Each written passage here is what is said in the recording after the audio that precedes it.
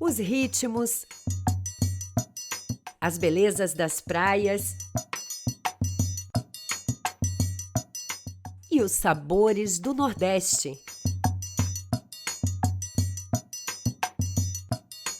Ladeiras históricas em contraste com a modernidade. Um povo alegre e hospitaleiro. Isso tudo é Recife, lugar onde passado e futuro se encontram num misto de história, cultura e inovação. E é aqui que o maior evento de propriedade intelectual da América Latina vai pousar em 2024. Recife tem a quarta maior região metropolitana do país e é um hub para o desenvolvimento econômico de outros estados do Nordeste. Além disso, abriga o Porto Digital, um dos mais importantes polos tecnológicos do mundo, onde estão mais de 350 empresas e 20 mil profissionais trabalhando com inovação e tecnologia de ponta.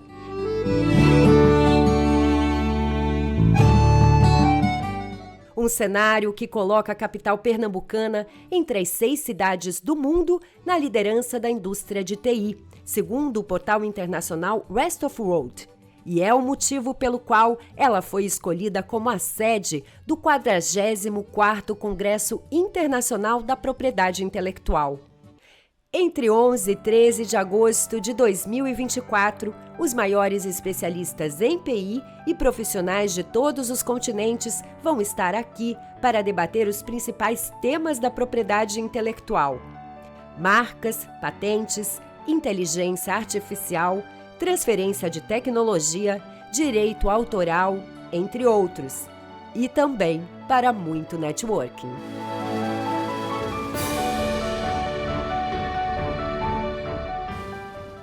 Não perca a chance de fazer parte desse evento.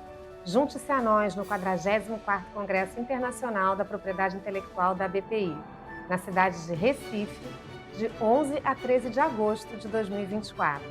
Estamos ansiosos para te receber lá.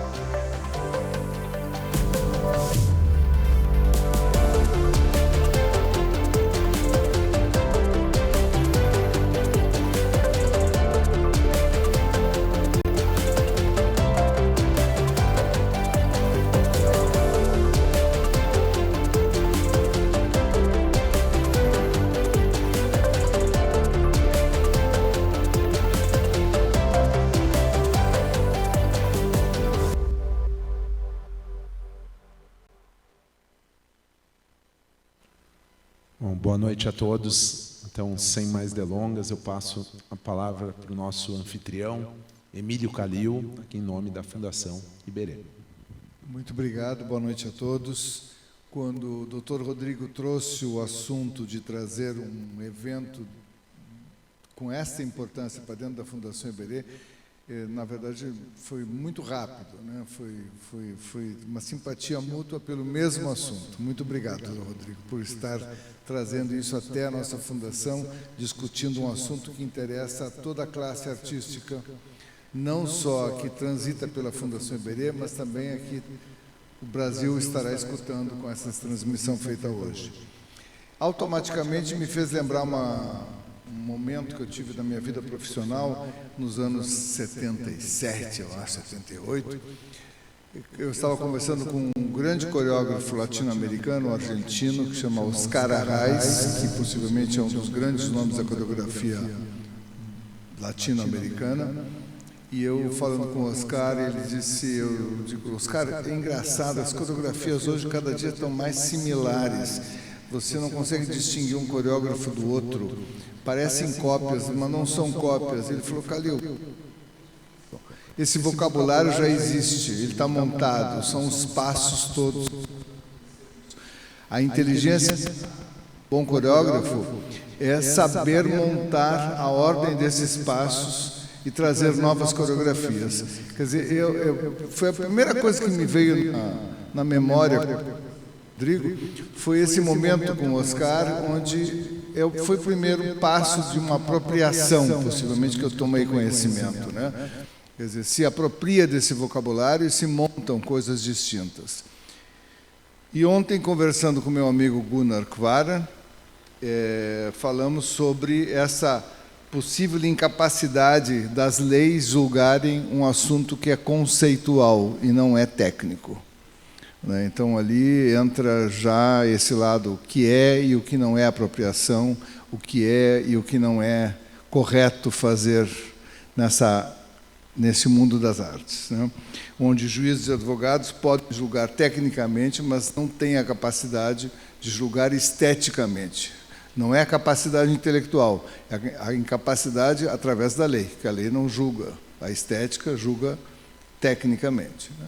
Então, esse é o assunto posto, esse é o assunto que vocês vão ter especialistas falando, que não é o meu caso. Eu estou aqui para dar as boas-vindas e agradecer a presença de todos, principalmente da professora doutora Cláudia Lima Marques, que me acompanha aqui, para dar essas boas-vindas. Depois vocês terão a presença do Gunnar, né, que já falei, do Guilherme Dabel, que é nosso artista aqui do Rio Grande do Sul, e o Francisco Dalcol, diretor e curador do Museu de Arte do Rio Grande do Sul, todos mediados pelo Dr. Rodrigo. Muito obrigado, bem-vindos e aproveitem, que eu acho que vale a pena. Muito obrigado. Muito obrigado ao Emílio Calil. Eu faço esse agradecimento no meu nome, mas também em nome da Associação Brasileira da Propriedade Intelectual, que é quem hoje, então, organiza esse evento e que teve a parceria e a colaboração de instituições como essa casa, que está sempre aberta para debates da maior relevância, como acredito que seja o nosso. Também nos apoia o Margs, que está aqui representado por um dos nossos palestrantes, pelo Francisco Dalcol, o Museu de Arte do Rio Grande do Sul, e a Faculdade de Direito da Universidade Federal do Rio Grande do Sul, também nossa parceira já de outras iniciativas aqui na Fundação para discutir direito e arte, razão pela qual, muito honrado, eu passo imediatamente a palavra para a saudação da nossa professora, doutora Cláudia Lima Marques. Muito obrigado. Em nome da Faculdade de Direito da Universidade Federal do Rio Grande do Sul, gostaria de agradecer não só ao doutor Calil, mas especialmente ao querido Rodrigo Azevedo, que tem colaborado conosco nessa interface direito e arte. E estamos conversando nessa saudação que quero fazer em meu nome pessoal de todos os professores, né, que nos interessa de suma maneira esse debate que vai acontecer. Não sei se todos sabem, mas estamos atualizando o Código Civil brasileiro.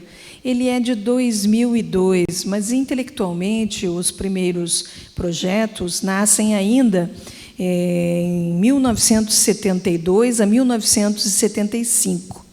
Ele leva 30 anos para ser aprovado no Parlamento brasileiro, vai ser atualizado pela Constituição de 88, e agora o presidente do Parlamento, o senador Rodrigo Pacheco, pediu ao eminente ministro Salomão e à comissão que foi chamada, que tem 35 experts do país, eu tenho a honra de ser uma delas, que incluísse um título de direito digital, ou pelo menos um capítulo sobre direito digital.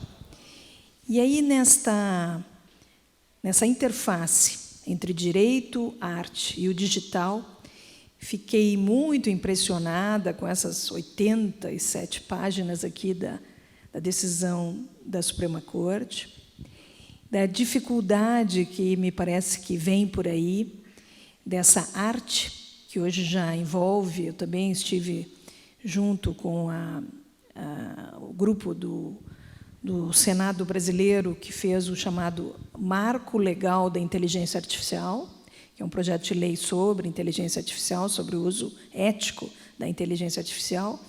Mas a verdade é que, hoje, muito da arte que vem dessas utilizações da inteligência artificial, ou mesmo de designers, né, é, de certa forma, algum momento de apropriação, não é?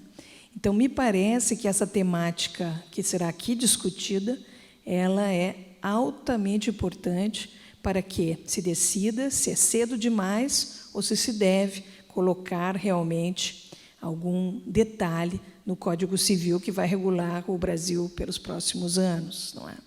Convido a todos, então, em nome da nossa Universidade Federal do Rio Grande do Sul, para uma audiência pública que acontecerá no Pleno do Tribunal de Justiça, no dia 20 deste mês. Vamos receber sugestões de todos, esperamos que venham muitas sugestões daqui, para a atualização do nosso Código Civil brasileiro. Então, liberdade artística e esse caso muito polêmico. Então, muito, muito obrigado por envolver a Faculdade de Direito, e estamos todos nós aprendendo aqui com estas visões múltiplas, não é? Sobre o futuro do que se poderá ou não fazer no mundo físico, que é o caso, né? E no mundo digital, que eu acho que vai ser muito importante mesmo. Muito obrigada.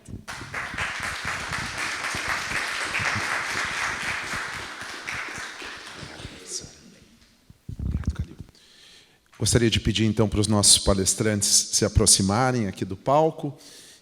Então, o senhor Gunnar Varan, o Guilherme Dabile e o Francisco Dalcol. E, enquanto isso, na minha função de mediador, eu já começo a apresentar o nosso caso.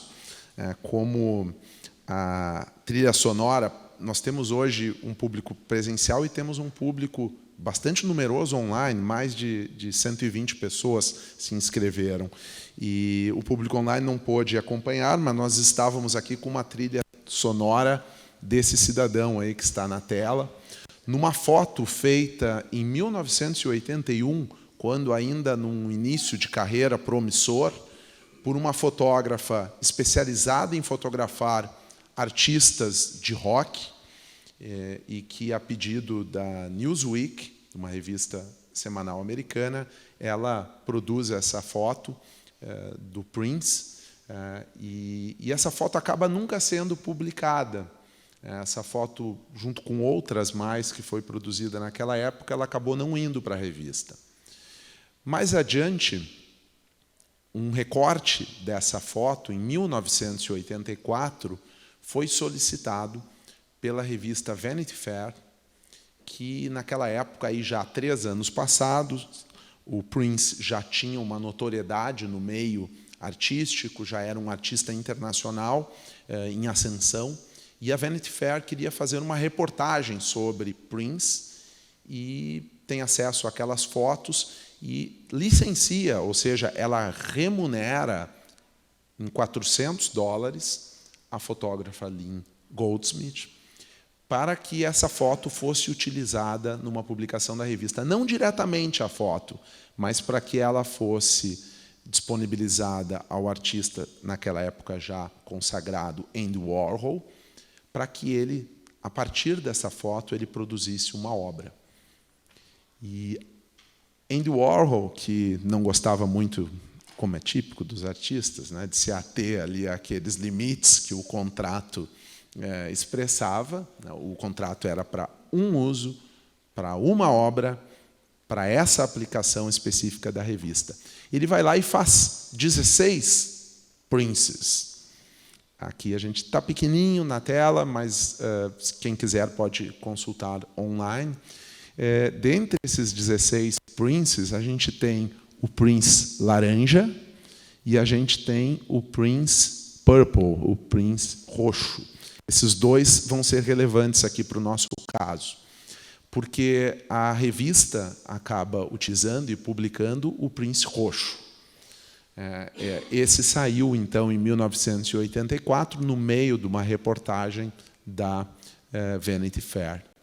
E, na época, não houve nenhuma controvérsia, porque, afinal, ela foi paga, a obra foi feita, os outros 15 retratos do Andy Warhol, na época, não causaram um grande alarde. Até que Prince falece em 2016, como um dos grandes nomes do rock e da música pop. E quando ele falece, a editora da Vanity Fair, a mesma editora, resolve fazer uma publicação homenageando Prince e relembra que havia aqueles retratos feitos lá em 84, procura a Fundação Andy Warhol e remunera agora em $10.000 a reprodução de uma dessas imagens, o Prince laranja. Então, vejam, lá atrás foi contratado uma dessas variações em roxo, e agora aqui, então, é publicado uma outra variação que talvez a fotógrafa nem soubesse que existisse. Quando isso acontece, a Lynn Goldsmith, então, manda uma notificação extrajudicial, a gente chama juridicamente. Hoje nós estamos falando para públicos variados. Temos advogados, temos artistas, temos curadores. Mandam uma cartinha não muito amigável, assinada por um advogado, dizendo, olha, esse uso que está sendo feito da minha foto, e vê bem, da minha foto, né? Aí podemos começar a discussão, se isso aqui é a foto dela ou se é outra coisa. Esse uso que está sendo feito viola os meus direitos. E, portanto, eu quero um valor bastante expressivo por violação de direitos autorais. A Fundação Andy Warhol não concorda. Aqui estão as duas obras para a gente comparar.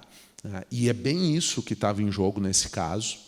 Não são os outros Princes, não é a obra em si, mas é esse uso aqui.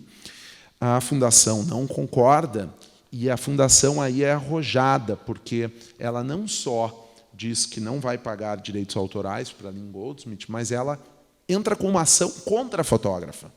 Então, a ação não é da fotógrafa contra o Andy Warhol, é do Andy Warhol, da Fundação Andy Warhol, já havia falecido, contra a fotógrafa, alegando para que fosse declarado que as obras de Andy Warhol não violam os direitos autorais dos fotógrafos que muitas vezes serviram de base para a sua criação. É interessante que, inicialmente, a Corte Distrital lá dos Estados Unidos, e até peguei aqui as minhas anotações para ser bem preciso, ela decidiu a favor do Andy Warhol. Ela entendeu que ele tinha transformado a fotografia de Goldsmith, dando-lhe um novo significado, e que o mundo inteiro sabia que esse era o toque que o Andy Warhol dava nas suas criações, né? A Corte de Apelações revogou essa decisão.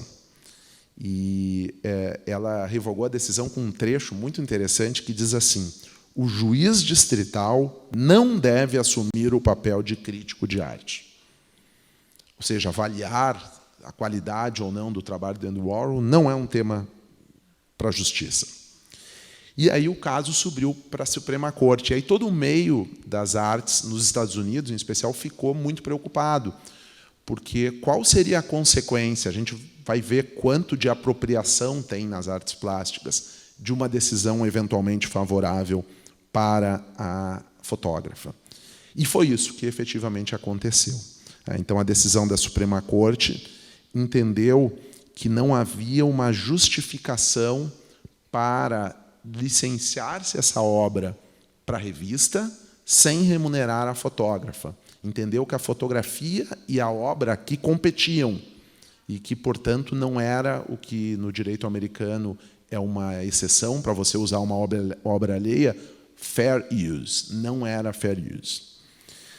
É importante deixar claro, e aí vamos passar já para os palestrantes, que são os nossos artistas hoje aqui, que a decisão não foi sobre a obra de Andy Warhol em geral. Inclusive, eu peguei um trechinho aqui que diz assim, ó, a Corte limitou a sua análise ao específico uso alegado como infringente, ou seja, o licenciamento do Prince Laranja para a revista, e não está expressando nenhuma opinião sobre a criação, a disponibilização ou a venda da série Prince em geral. Ou seja, essa decisão que foi favorável ao fotógrafo, ela não disse que os prints do Andy Warhol são uma violação de direito autoral. Ela está dizendo que licenciar para reprodução numa revista, que poderia usar a fotografia ou a obra de Andy Warhol sem remunerar a fotógrafa, é uma violação. Ou seja, mais um trechinho, isso não significa que a produção de Andy Warhol seja uma obra derivada, no caso em português, nem que outros usos teriam a mesma análise. Bom, a legislação de direitos autorais, ela resguarda o direito sobre os criadores, a propriedade sobre as obras originais, né? E ela exige, basicamente, que elas sejam minimamente criativas, né? Independentemente da sua complexidade, da sua qualidade estética ou artística. A partir da criação, o autor tem o direito de usar exclusivamente essa obra e, inclusive, ele tem o controle sobre obras derivadas. Então, um texto que a gente escreve em português, um livro, se alguém quiser traduzir para uma outra língua, precisa autorização do autor. Para converter uma obra literária num filme, precisa autorização do autor. Esse quanto de criatividade que é necessário para virar uma obra nova é o que nós vamos discutir aqui.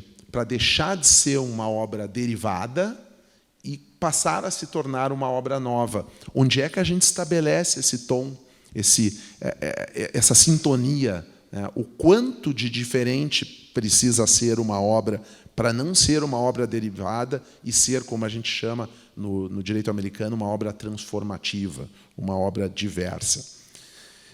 Aqui, a apropriação, vocês verão, sempre esteve presente nas artes plásticas, nas artes visuais, mas agora é um tema também de inteligência artificial, como a professora Cláudia trouxe, porque a inteligência artificial nada mais é do que criações feitas a partir de bases constituídas por todos nós, de textos, de imagens, que o robô, a máquina, utiliza aquilo tudo para criar algo novo a partir desse conteúdo. Será que ali a gente também não tem uma apropriação? Quem que é capaz de fazer esse juízo determinante de originalidade mínima, né? Será, de novo, um jurista, um crítico de arte? A partir de que momento uma interferência, uma crítica, um comentário vira uma obra nova? Como que a gente não se influencia por gostos pessoais, por vieses? Como diferenciar essa crítica, então, de um plágio? E há limites nessa inovação criativa a partir dos desenvolvimentos anteriores. Então, tudo isso é o que a gente vai debater hoje aqui. E, por isso, sem mais delongas, eu passo a palavra para o nosso primeiro expositor, que muito nos honra ter presente, como os demais, mas é o nosso único estrangeiro aqui à mesa, e o nosso querido Gunnar Kvaran, que está hoje aqui presente para apresentar inicialmente o nosso tema. O Gunnar, ele é curador e ele é ex-diretor da Fundação Astrup Fearnley, lá em Oslo, na Noruega. Gunnar, por favor.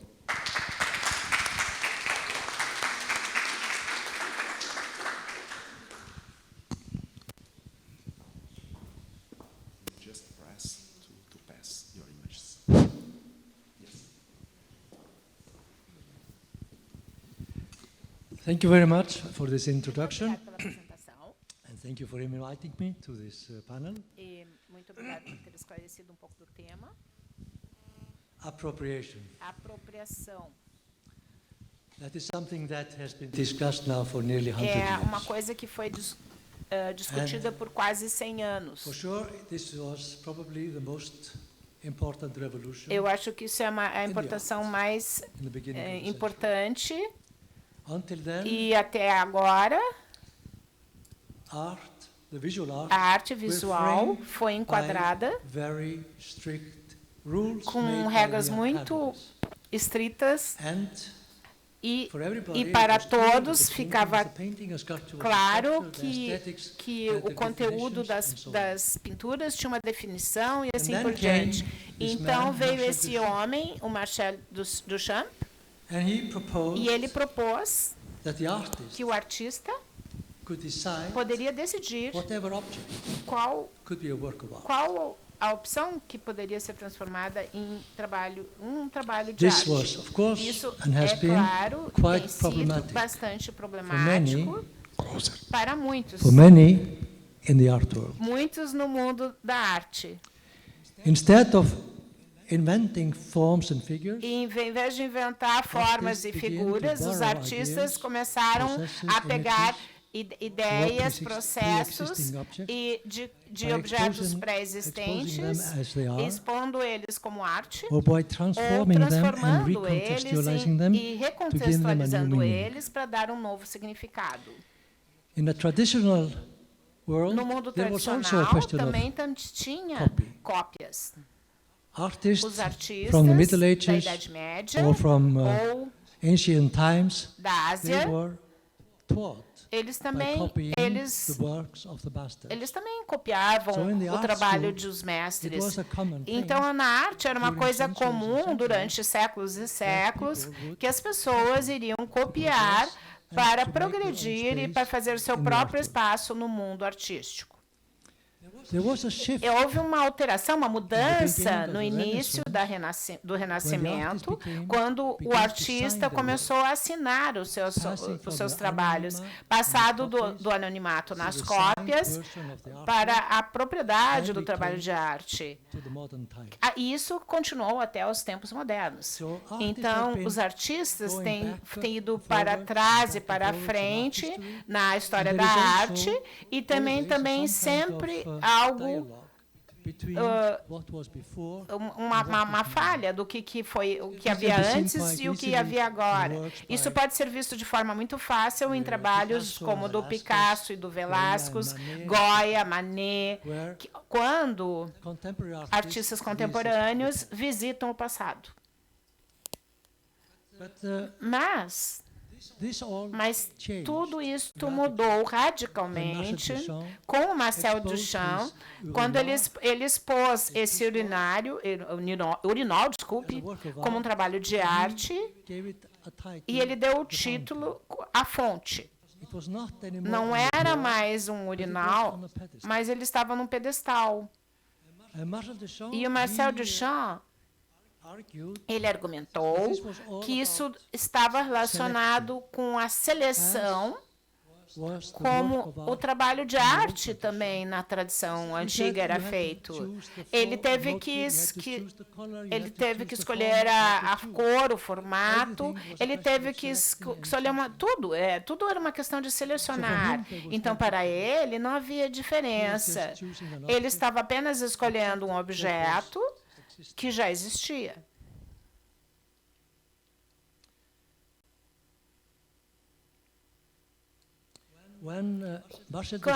Quando Marcel Duchamp expôs a sua fonte, ele não consultou nenhum advogado sobre a propriedade, o copyright.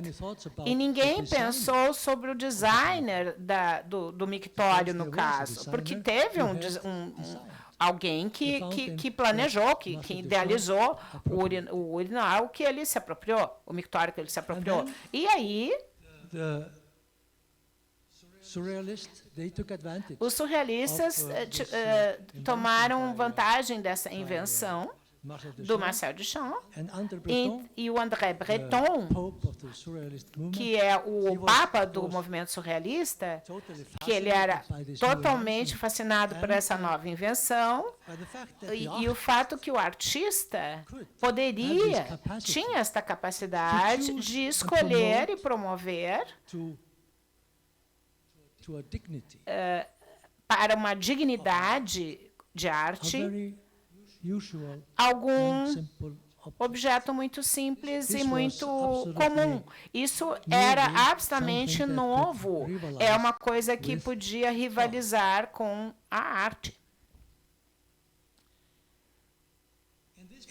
Nesse contexto, houve muitas apropriações em várias formas diferentes dos surrealistas e dos dadaístas, e alguns trabalhos bastante apolitizados, onde eles estavam usando colagens, imagens diretamente dos jornais.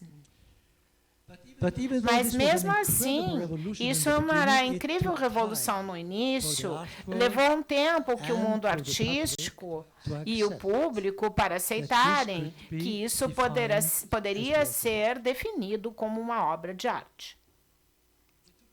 Levou tempo para criar um consenso sobre o fato que tinha algumas imagens apropriadas, adaptadas por um artista, que poderiam se tornar um trabalho de arte valioso.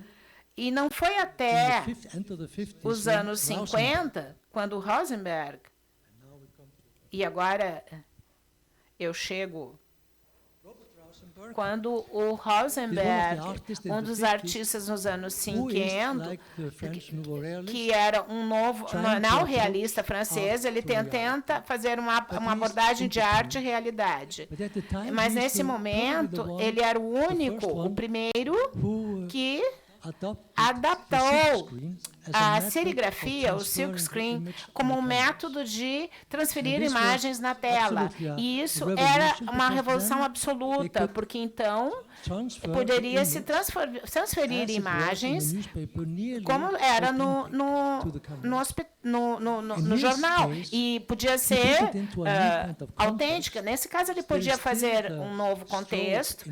Ainda tinha o golpe de arte do Robert Rauschenberg, que se apropria das imagens e cria uma nova obra com outros significados.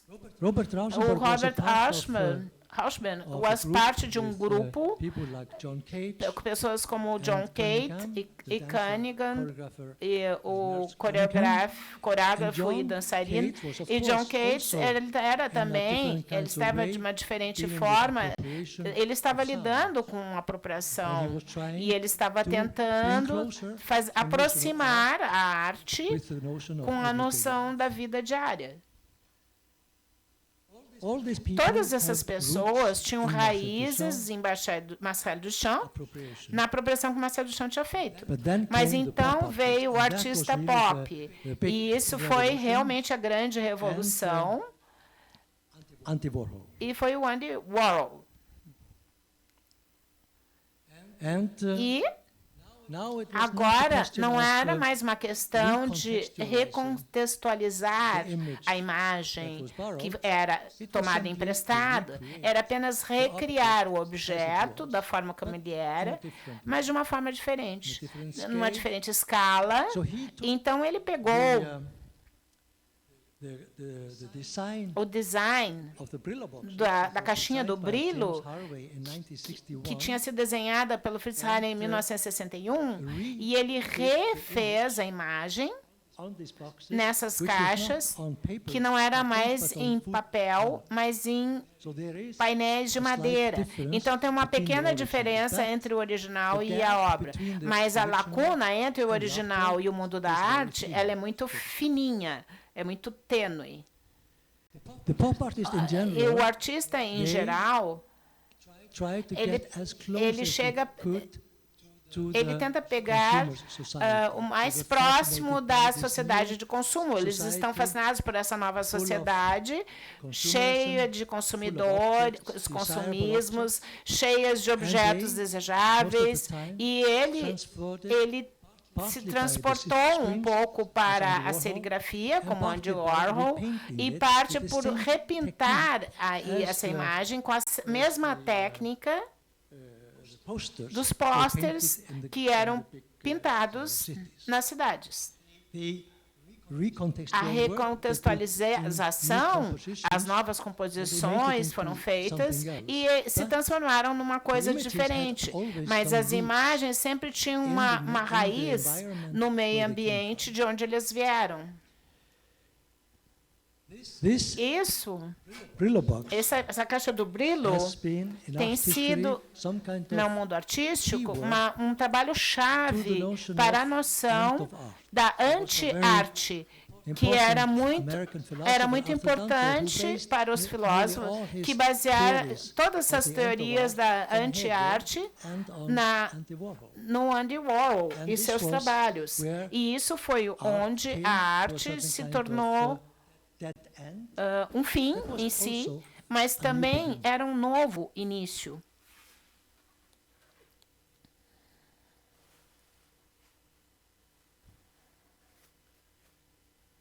O Andy Warhol, as suas técnicas, ele ia transferir o desenho,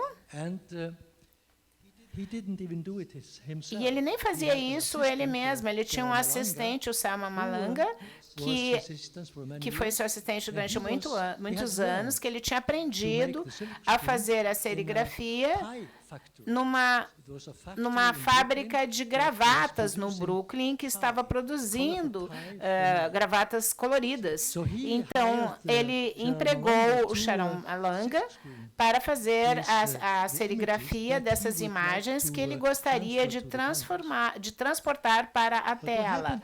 E o que aconteceu com a sua transferência é que o Andy Warhol ia pegar a estrutura básica e transferir para a tela, e aí depois ele ia brincar com as cores, ele ia adicionar cores. E o sistema Andy Warhol está nas cores e no uso das cores comparado com a estrutura do desenho. Então, esse é um sistema que é mais ou menos pintura, e vai ficar cada vez mais pintura a partir dos anos. Com essa pintura muito famosa, o Andy Warhol, ele está usando, é claro, a fotografia da Goldsmith, mas, ao mesmo tempo, ele está cobrindo com o seu próprio sistema artístico, o seu próprio estilo, que na verdade, toma posse do desenho subjacente. Então, ele não está, na realidade, exibindo o trabalho da Goldsmith. Ele está exibindo alguma imagem que ele transformou. E como foi dito na introdução, isso se tornou bastante ambíguo na corte, em Nova York. E a primeira parte é dizer que ele tinha o fair use, ele tinha uma noção na lei que ele podia usar, o uso justo, que o artista pode usar e pode não ter problemas com o uso de uma coisa de outra pessoa.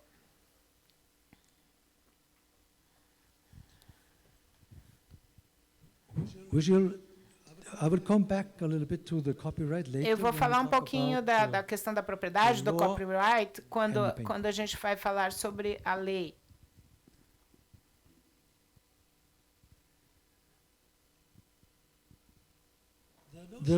A noção de apropriação se tornou extremamente popular nos anos 60 e 70. E também ela trouxe uma ferramenta muito importante para a discussão sobre a autenticidade e a morte do autor, como foi falado pelo Roland Barthes nos anos 60. Nesse contexto, nós tínhamos um teórico, um artista, um escritor, Guy Debord, e um artista Askey e On. Então, eles falavam do movimento situacionista, que introduzia a noção de apropriação, mas como uma diversão. Na França, é um détournement, tu tá virando para o outro lado, no fato que os artistas deveriam ser capazes de dividir ou de détourner, que quer dizer mudar de direção a imagem, para fazer uma coisa consciente sobre a alienação da sociedade de consumo.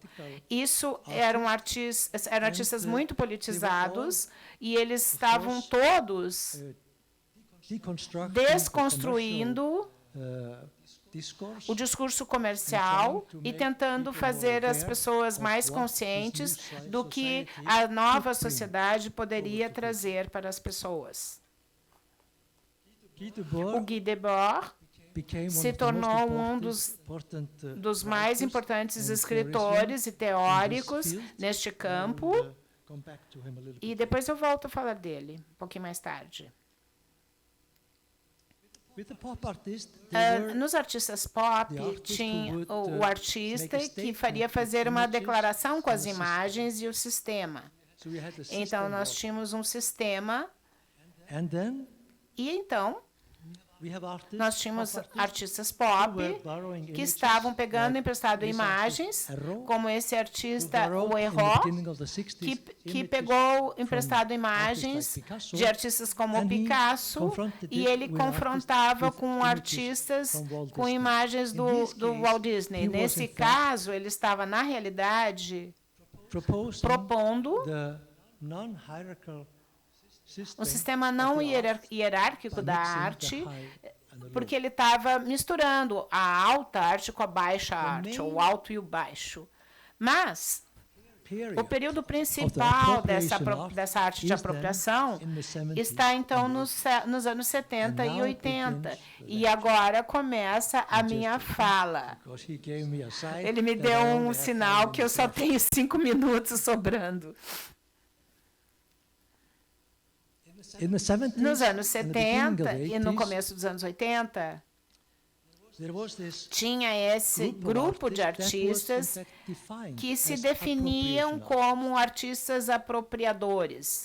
E também, isso era um movimento importante, e isso também é o último movimento artístico na arte, onde a gente tem esse tipo de grupo importante de artistas que está trabalhando nas mesmas premissas e chegando a diferentes conclusões. Para todos esses artistas que se apropriavam de imagens ou de objetos, mas em diferentes tipos, diferentes formas, eles eram mais ou menos, eles estavam mostrando as imagens diretamente ou transformando elas. Nós vamos olhar rapidamente algum desses artistas. Ainda é o Hérault, com esse tipo de recontextualização dos cartoons. É o surfista prateado, e a copyright, a propriedade do cartoon, do desenho animado, não estava entre os artistas eles mesmos, mas a propriedade estava entre as empresas, os editores. Aí você tem o Marvel, e o desenhista era Jack Kirby, e esse tinha mas a empresa tinha o copyright. Isso realmente é o início desse debate muito importante. E aí nós temos artistas como Cindy Sherman, que talvez tenha sido a maior artista que se definia como artista de apropriação, mas entre elas e os outros, ela realmente não se apropriava realmente de imagens, ela se apropriava de ideias que deliberadamente estavam de acordo com certas imagens. E essas imagens, ela pensava em apresentar uma espécie de filme. Isso foi muito popular nos anos 40, 50, apresentar cenas de filmes, e as pessoas tinham ideias do que estava acontecendo nos filmes. E ela se apropriou desse conceito, dessas ideias, e ela se ilustrava como uma performance, que então ela se ia fotografar nessas imagens.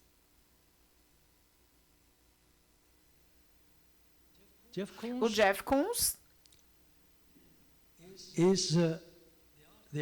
é o artista que está trabalhando em vários níveis em termos de apropriação. Ele se apropriou de ideias, como aqui. O trabalho está num cartão postal que mostra o Michael Jackson com o seu macaco.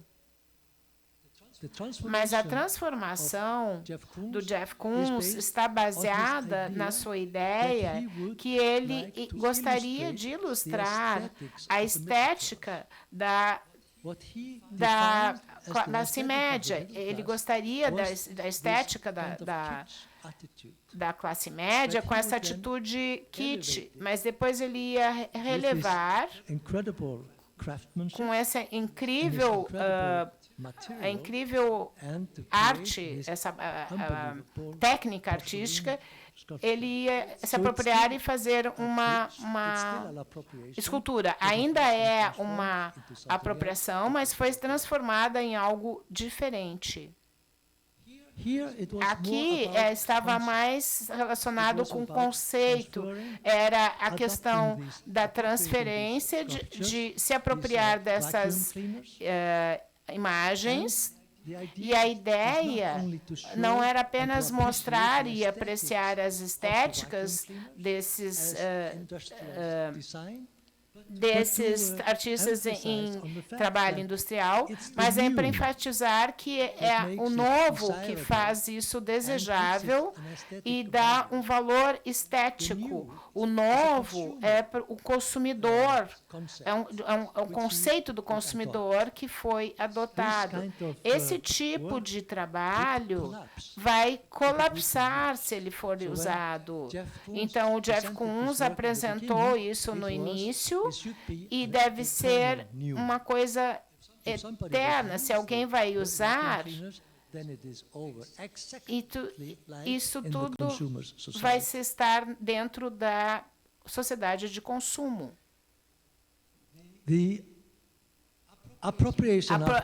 O artista de apropriação está trabalhando.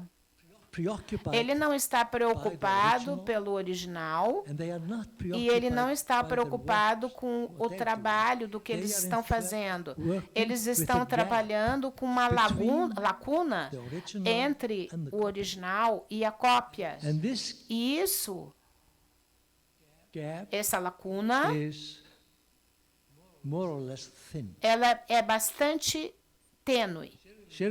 A Sherry Lynn é provavelmente a artista onde a lacuna entre o original e a cópia é realmente terminada.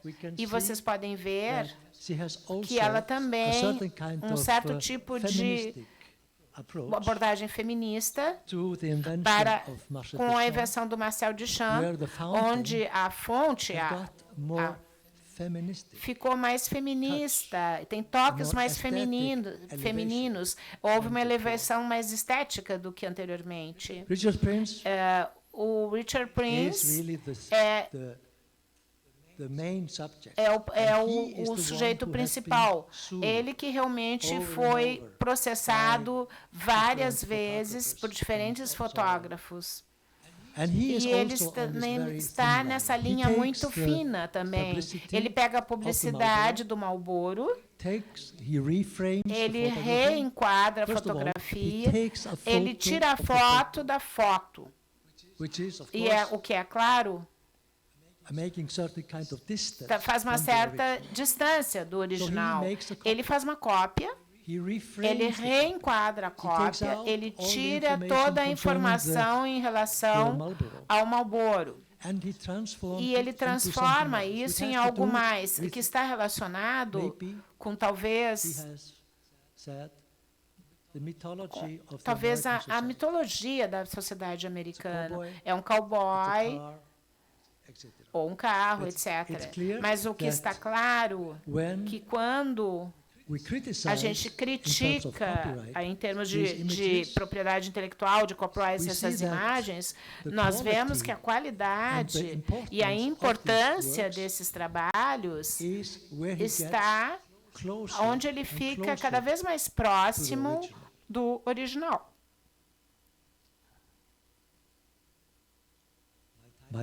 Eu sei que meu tempo terminou. Eu só vou mostrar para vocês algumas imagens. Aqui nós temos um exemplo de apropriação por apropriação, ou apropriação da apropriação. O Mike Bittler, um dos apropriadores dos anos 80, ele está trabalhando consistentemente em se apropriar de obras de colegas artistas. E ele fez uma cópia total. Aqui, a linha tênue entre a cópia e o original, ela quase desapareceu. Mas eles também sempre, ele está muito, ele está dizendo de forma muito forte que isso não é um plágio, isso não é uma cópia, isso é um trabalho de arte, uma obra de arte, que também tem o seu título, sempre um título dizendo que é after, ou a partir de Warhol, no caso.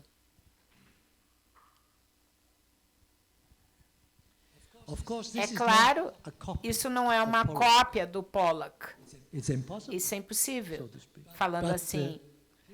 Mas aqui está, na realidade, uma apropriação da ideia. E isso é o que faz isso bastante complicado, principalmente para os advogados na hora do debate.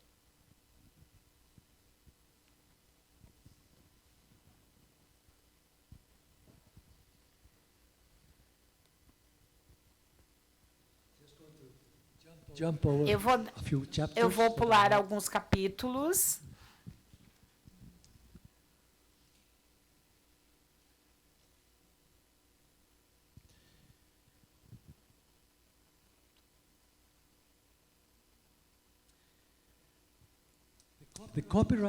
O direito de propriedade, o copyright, é uma lei, é óbvio que é um assunto complicado em relação à arte. Todos os artistas que eu mostrei os trabalhos para vocês aqui, antes, eles foram mais ou menos, eles tiveram problemas com a justiça. E a maior parte do tempo, eles perderam seus casos. E a maior parte das vezes, eles tiveram que pagar algo para sair dessa encrenca. E está claro que ainda hoje existe essa lei do copyright e a liberdade artística da arte como algo distinto. Eles não são parceiros. É uma grande distância entre esses dois mundos, essas duas disciplinas. E é difícil ver que tipo de ferramentas que a justiça, os advogados podem usar nesse tipo de assuntos, se eles não levam em consideração a parte teórica e a parte estética, e a base dessas duas. Tem esse tipo de uso justo, o fair use, que tem sido usado cada vez mais numa forma de economizar com a justiça ou não entrar na justiça, mas não é todo o tempo. A solução não é todo o tempo essa. Mas o que é interessante aqui é que, no final, o trabalho de um artista é sempre quebrar fronteiras, ultrapassar fronteiras com a sua criação. E nós podemos ver, por isto, que às vezes, eles têm que ir contra a lei, eles têm que quebrar a lei para poder quebrar a fronteira ou ultrapassar a fronteira. Muito obrigada.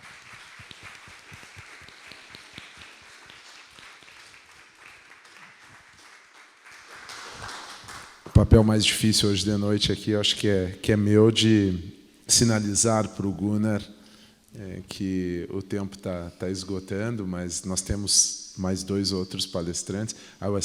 Estava dizendo, Gunnar, que o papel mais difícil é meu hoje, agora com os fones, de interromper o seu discurso tão interessante, tão instigante, mas é a minha função. E agora passo a palavra, então, para mais uma fala que vai trazer uma perspectiva diversa, porque nós tivemos na fala do Gunnar hoje a perspectiva de um curador. E agora nós teremos a fala de um artista.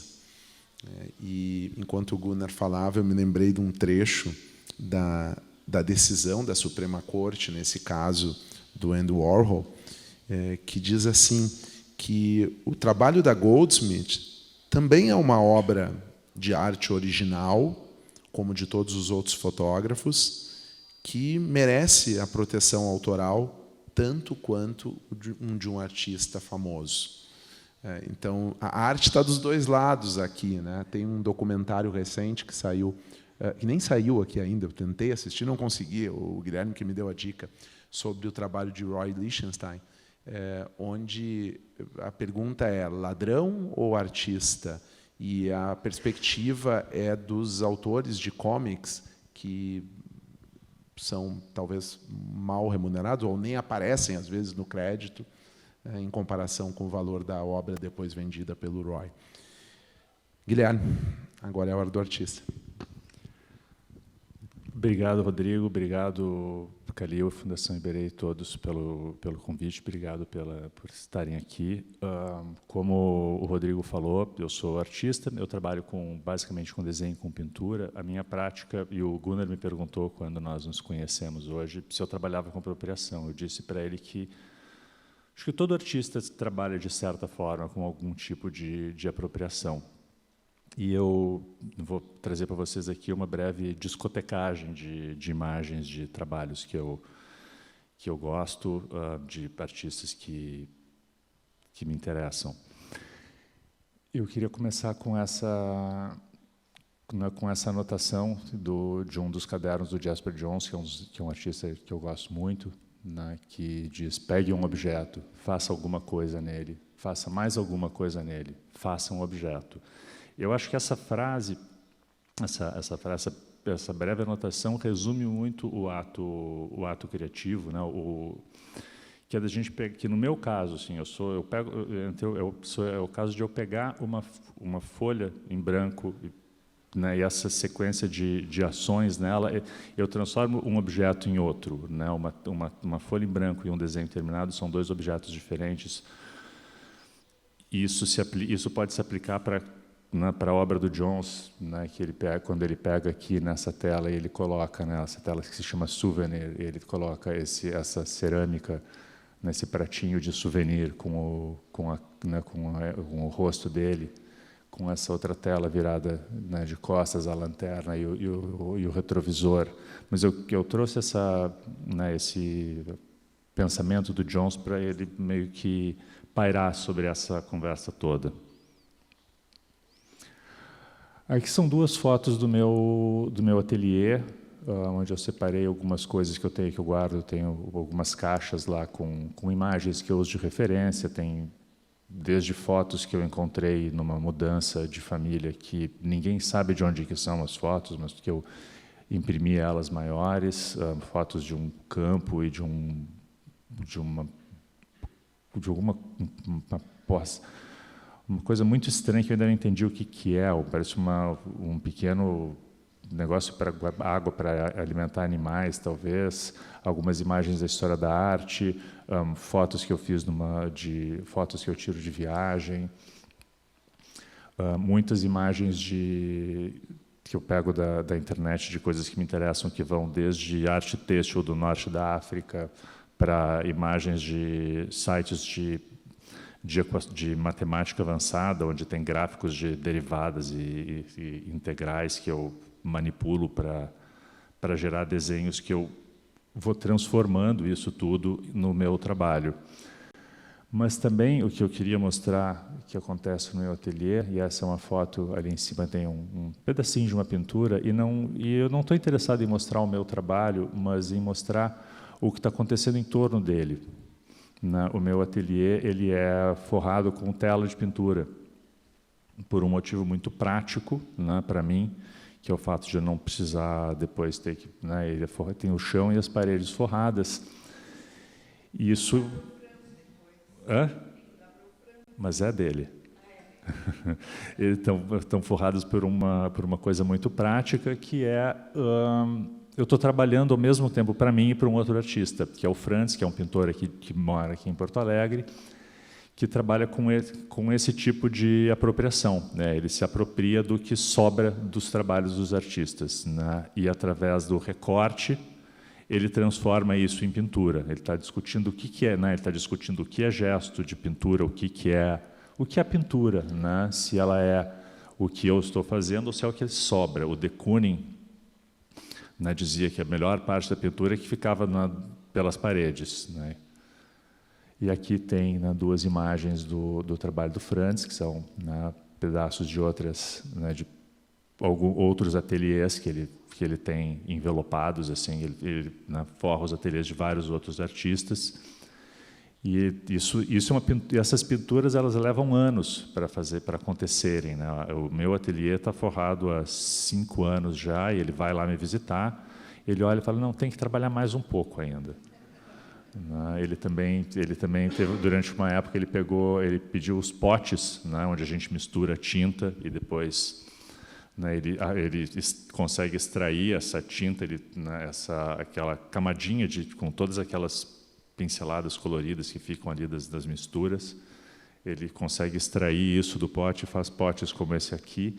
Então, ele está se apropriando do nosso, de certa forma, do meu gesto, de todos os testes que eu faço de cor na parede, dessas coisinhas, eventuais anotações que a gente vai colocando, esses acúmulos vão virando um trabalho. E quando eu penso que o meu ateliê está bagunçado, eu penso no ateliê do Francis Bacon. Acho que o artista, a gente tem uma coisa, eu tenho uma coisa de acumular imagens, de acumular livros, acho que a gente tem uma coisa um pouco paleolítica, assim, de caçador-coletor. E o Bacon levava isso a uma potência muito alta. Ele se apropriava de muitas imagens para construir os seus trabalhos, trabalhava diversas vezes a partir de vários outros artistas, como tem conhecido a série dos trabalhos a partir do retrato do Papa Inocêncio, do Velázquez. E esse ateliê todo do Bacon ele foi catalogado. Aqui tem uma outra foto, dá para ter uma ideia do que era a confusão. A gente imagina que isso não devia ser organizado, ele devia navegar no meio disso, não consigo imaginar como. Mas isso tudo foi catalogado. Depois da morte dele, tudo foi catalogado pelo acervo do Bacon. E aqui tem uma ilustração para uma matéria sobre o estúdio do Francis Bacon, feita por esse artista ilustrador italiano, que eu achei curiosa quando eu estava procurando imagens sobre o ateliê do Bacon. Eu cruzei por ela e achei interessante de trazer para cá, como a gente estava falando de uso editorial de imagens da arte, eu achei interessante trazer isso para cá. Mas entre os milhares de documentos de trabalho do Francis Bacon, Tem essa fotografia aqui, feita pelo John Deakin, que é um retrato do Lucian Freud, que nos anos 60 o Lucian Freud e o Francis Bacon eram muito amigos, e o Bacon queria fazer um retrato do Freud, mas ele não gostava de trabalhar com um modelo vivo, né, com um modelo posando para ele. Então ele contratou o John Deakin para fazer alguma série de retratos do Lucian Freud. E esse é um deles, que mostra o Freud, né, ali sentado nessa cama com a cabeça, né, escondida pela mão. E esse é o estado que a fotografia foi encontrada lá no meio daquele caos que era o ateliê do Bacon. E essa imagem ela fazia parte de um catálogo da Christie's de Londres, né, da casa de leilões, que leiloa uma série de trabalhos do Francis Bacon. E o Jasper Johns, que a gente falou lá no começo,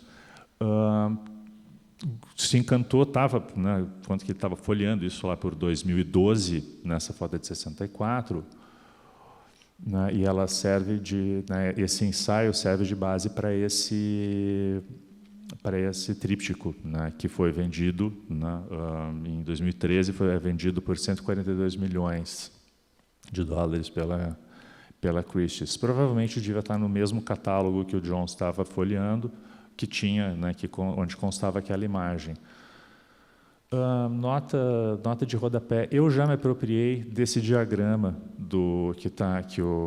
da pintura do meio para usar em um trabalho meu. Né?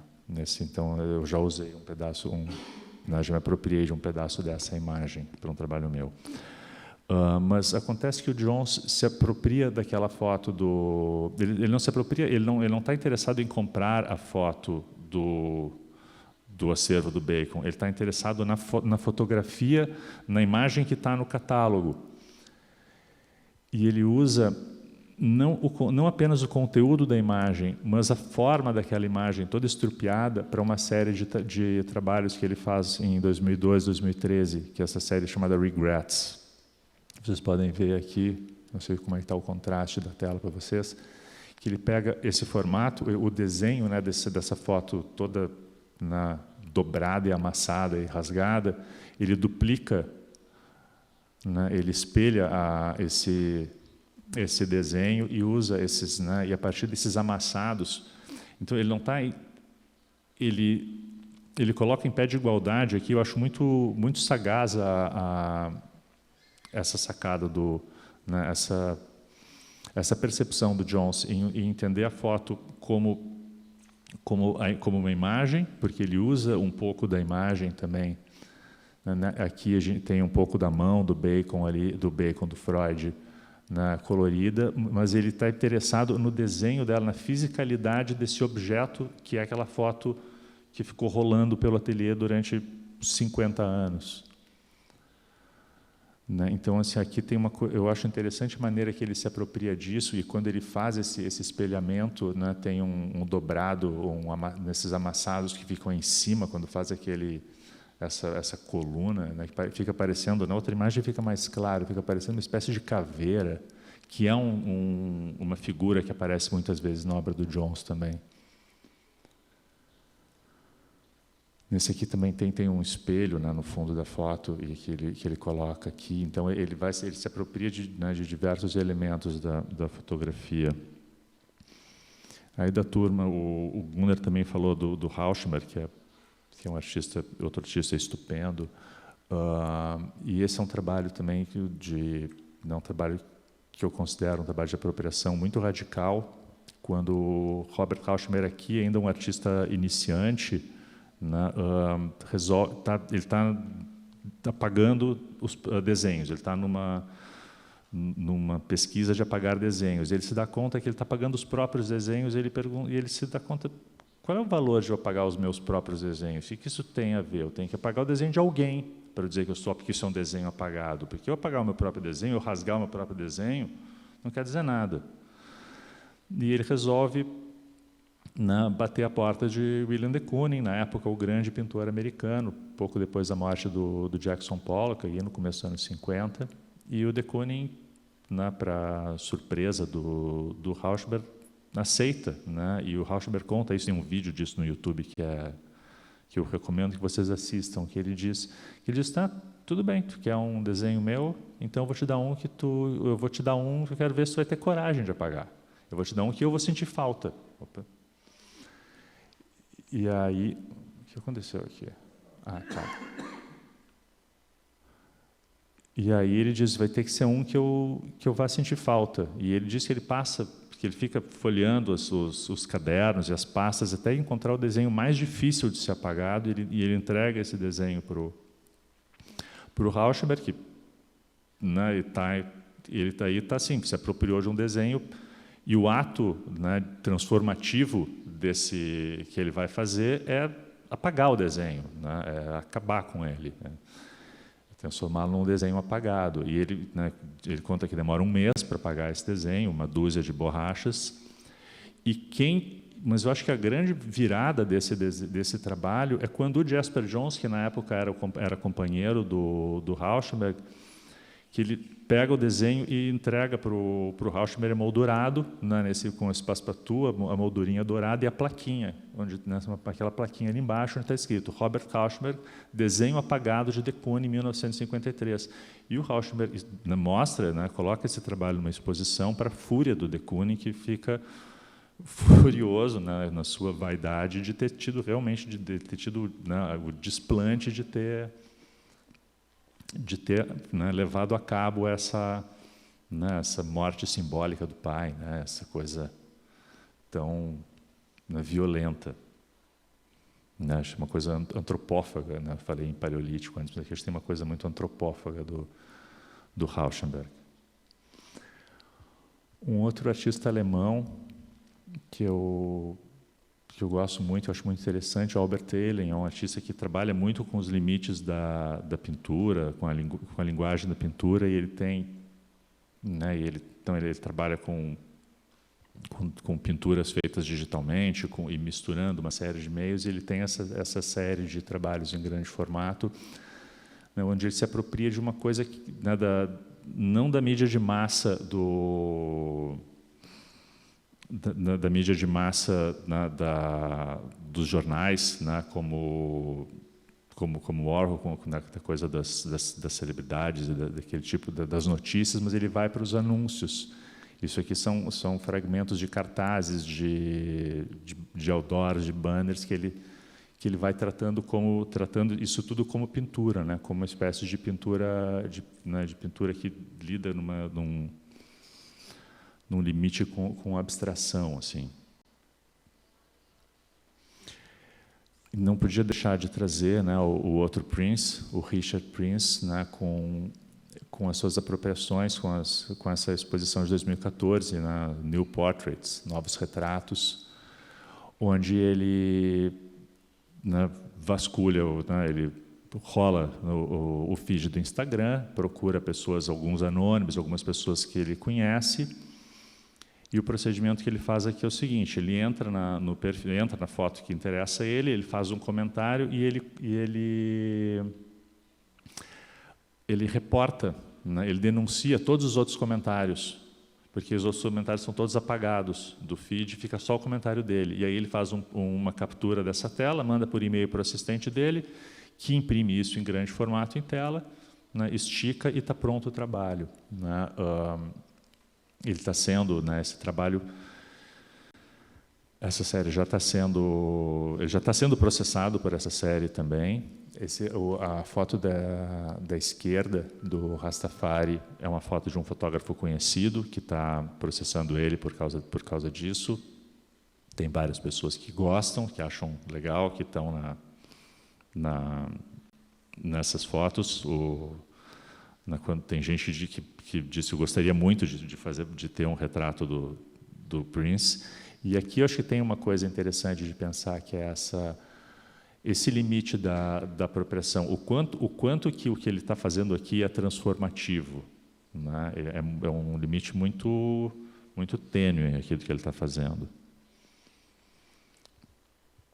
O Vic Muniz se apropria de diversas imagens da história da arte, né, desde pintura barroca até a fotografia contemporânea, aqui da série dos Pictures of Paper, né, isso aqui é papel recortado, né, a partir de uma foto do Robert Frank, fotógrafo americano, e ele está aqui discutindo, acho que nem tanto a autoria, mas essa questão do que é a imagem, né, está transitando entre imagem fotográfica, pintura, desenho, colagem, essas linguagens todas, né? E o Vic costuma colocar, né, nos trabalhos, ele coloca sempre after, né, ele dá sempre esse crédito, né, ele diz de onde está a imagem. Esse trabalho estava na Bienal de Veneza do ano passado, é de um artista dinamarquês, Uffe Isolotto. Tinha toda uma narrativa, que é um detalhe do trabalho, onde tinha, no pavilhão, tinha 2 centauros, um casal de centauros em tamanho natural, hiperrealista, chocante, assim, a representação chocante dessas criaturas mitológicas. Ele se apropria aqui de uma história mitológica grega, né? Daí, né, dá para ir para o lado da apropriação cultural, desse tipo de coisa, mas né, se apropria desse mito grego para criar outras narrativas. Ele, né, todo o pavilhão era muito cenográfico, tinha uma coisa muito teatral, muito, né, que trazia uma narrativa que era fortalecida por uma publicação que tinha ali que narrava toda uma história. Então, ele pega essas criaturas para pensar uma outra história, né, que acontece em outro tempo, em outro tempo na Terra. E daí trazendo na apropriação vinda do cinema, né, de uma outra área da arte, né, o John Stesaker é um artista britânico que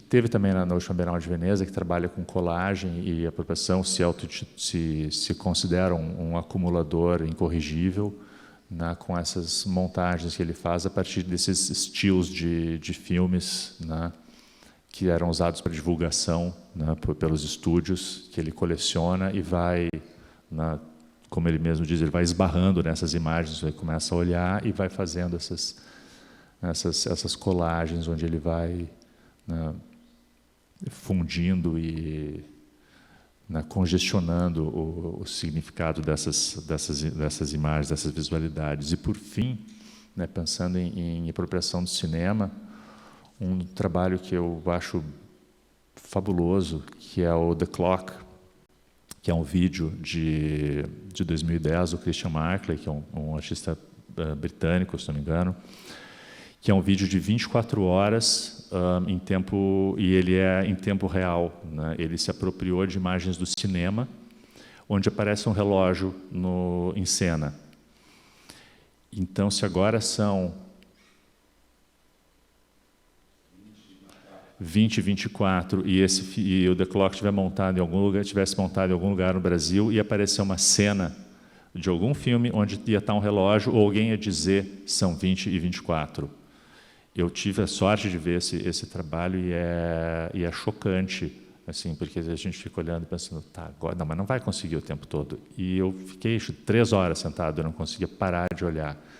A maneira magistral que ele constrói uma narrativa através de um trabalho de pesquisa e de apropriação que é brilhante. O Instituto Moreira Salles foi o trabalho que abriu o Instituto Moreira, que inaugurou o Instituto Moreira Salles em São Paulo, a sede de São Paulo. Um trabalho belíssimo. Gente, era isso. Obrigado.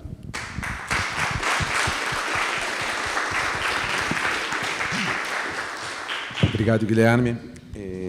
Se a gente já ouviu a perspectiva de um curador e agora de um artista, bom, hoje nós vamos encerrar com outro curador, mas que hoje também está à frente de uma instituição, uma das mais importantes aqui do nosso estado. E eu imagino que, com limites tão tênues entre o que é uma obra nova, o que é um plágio, o que é uma violação de direitos autorais, para as instituições, isso também pode representar um risco. Você adquirir uma obra que possa estar envolvida aí numa disputa jurídica, que eventualmente viabilize até a exposição. Então, sem mais delongas, eu passo para o Francisco Dalcol, que é diretor-curador do Museu de Arte do Rio Grande do Sul. Bem, boa noite. Gostaria de cumprimentar todo mundo que segue aqui conosco. Cumprimentar o Emílio Calil, superintendente da Fundação Iberê Camargo, sua equipe. Cumprimentar os colegas aqui de mesa, já parabenizando pelas apresentações. Espero que eu consiga oferecer algum tipo de contribuição depois das falas de vocês. Agradecer ao Rodrigo pelo convite.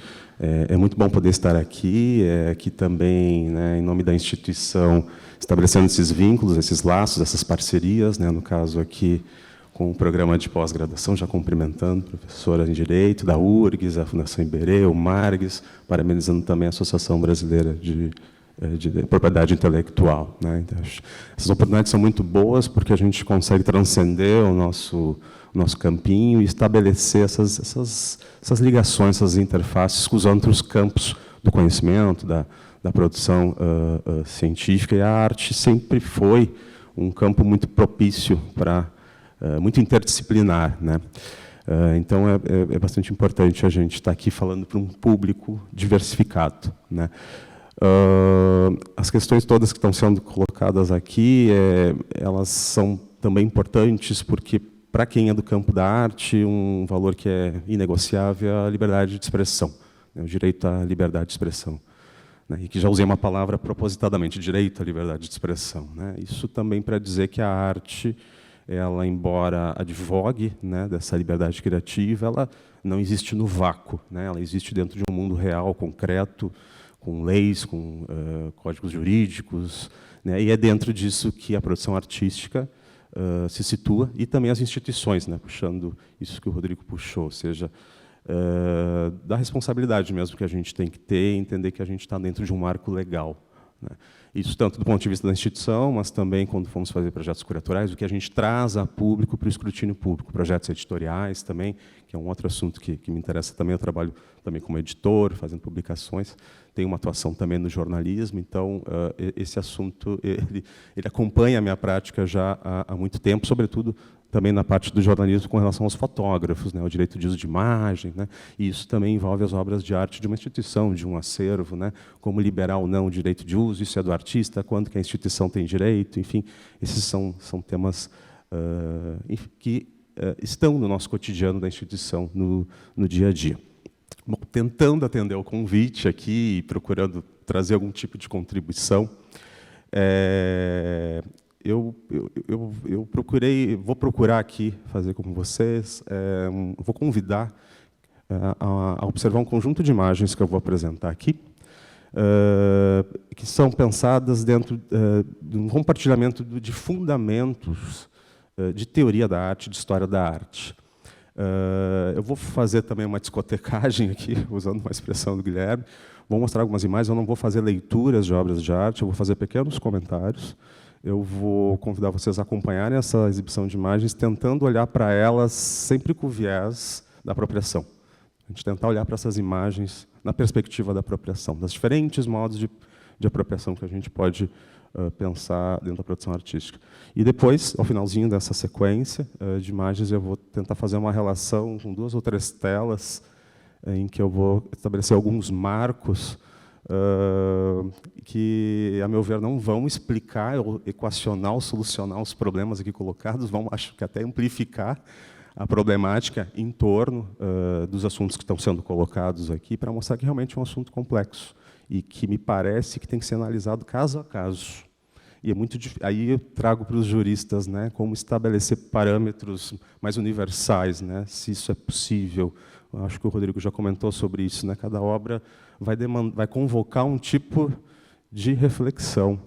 E aí eu já trago uma questão para debate aqui, né, a dificuldade da gente homogeneizar práticas artísticas, estratégias artísticas, né, porque o artista ele é esse sujeito que está sempre, né, saindo desse lugar, do lugar estabelecido e explorando novas perspectivas, redimensionando a nossa própria compreensão né, sobre a experiência do olhar, a experiência visual. Muito bem. Vamos lá, então. Eu não sei se vocês estão conseguindo observar.